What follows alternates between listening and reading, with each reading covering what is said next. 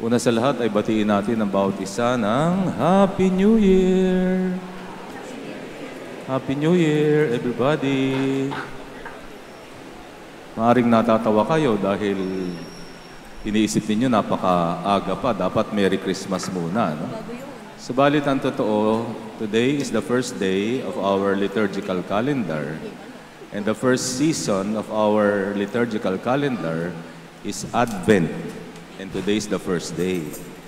Kaya tama lamang na sa simbahan, binabati natin ang bawat isa ng Happy New Year. So ngayon alam na ninyo bakit Happy New Year. Sa mga kapatid, ngayon po ay Adbyento.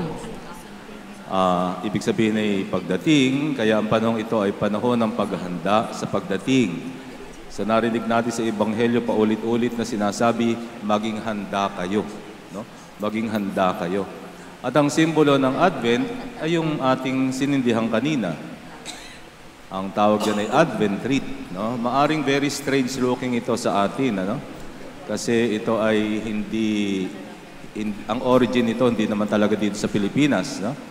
Sapagkat tayo, pag sinabing corona, associated natin ito sa mga patay. Di ba? Nagbibigay tayo ng corona kapag may mga wake, may mga burol.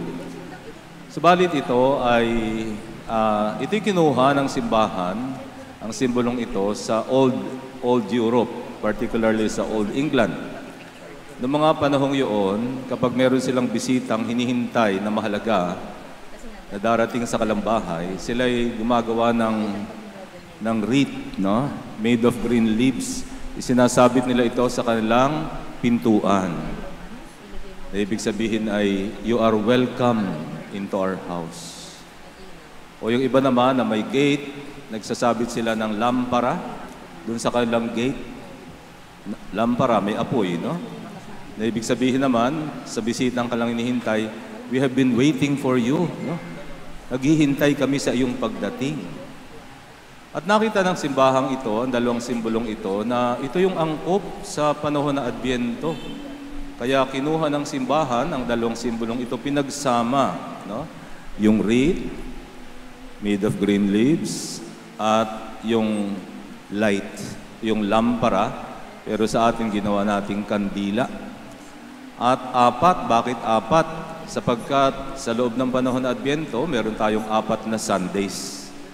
Every Sunday, sisindihan natin ng isang kandila hanggang sa sumapit ang araw ng pagsilang. At bakit violet? Kasi alam niyo ang violet sa simbahan, it could mean penitential or penance. It could also mean preparation, no? Active waiting or active preparation. At bakit naman kakaiba yung isa? Bakit may pink?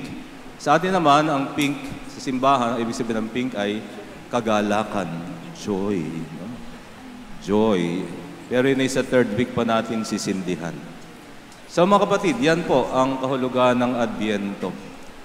So pagdating, paghahanda sa pagdating.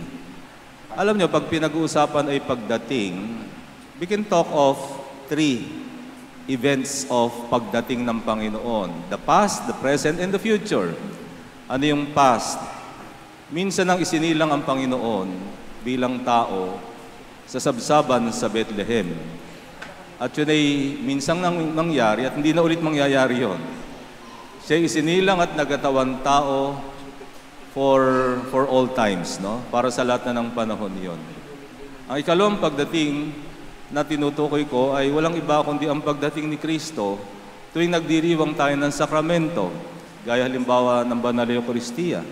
Tuwing pinagdiriwang natin ang Banal na Eucharistia, isinisilang ang Panginoon sa altar, sa Eucharistia. Isinisilang ang Panginoon. At nais niya na tanggapin natin siya sa ating puso. Kaya ang pangalawang pagdating ay ang pagsilang ni Kristo sa ating puso. Mahalaga itong pangalawang pagdating bilang paghahanda sa ikatlong pagdating.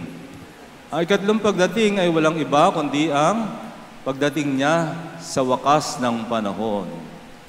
Sa wakas ng panahon, ito na yung araw ng paghuhukom. na tayong lahat ay haharap sa Kanya, sa Kanyang paghuhukom, at tayo ay magsusulit. Pag dumating na yung araw na yon, no more time for preparation. Kaya nga, the preparation is now. Today. Now na. Hindi pwedeng, saka na lang. Alam niyo mga kapatid, the mercy of God is unlimited, but may cut off. Alam niyo yung cut off? Pag tayo pumanaw na, that's it. That's the cut off. No? Haharap na tayo sa paghuhukom ng Panginoon. Subalit habang tayo ay nabubuhay, nasa atin ang unlimited mercy and graces of God. Huwag natin itong sayangin.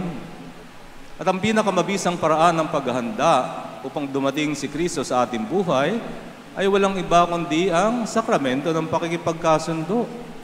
Yan na regalo ni Kristo sa kanyang muling pagkabuhay.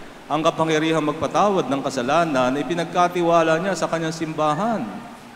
Ito ang dapat nating tanggapin, ipagdiwang.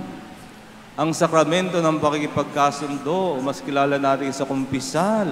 No? Yan ang kailangan natin. At nag-schedule tayo ng kumpisalang bayan, no? Dito sa parokya natin.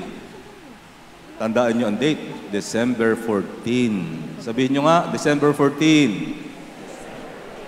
Ulitin nyo. Gusto ko kasi tandaan ninyo eh. December 14, yan ay next week. Araw ng Huwebes. No, magkita-kita tayo dito, nag-imbita tayo ng mga pari para makinig sa ating kumpisal. Okay? So yan ang pinakamabisang paraan ng paghahanda. Kalimutan nyo na yung lahat ng paghahandang alam ninyo. Kasi ang ating alam na paghahanda ay Christmas decor, shopping, di ba? Mamasyal, ang dami-dami kasing pasyalan ngayon, mga light shows. Hindi yan ang paghahandang nais ng Panginoon. Ang paghahanda ng Panginoon, ang nais na paghahanda niya ay ang pagtalikod sa kasalanan, no? At pagbabalik loob at pakikipagkasundo sa ating Panginoon.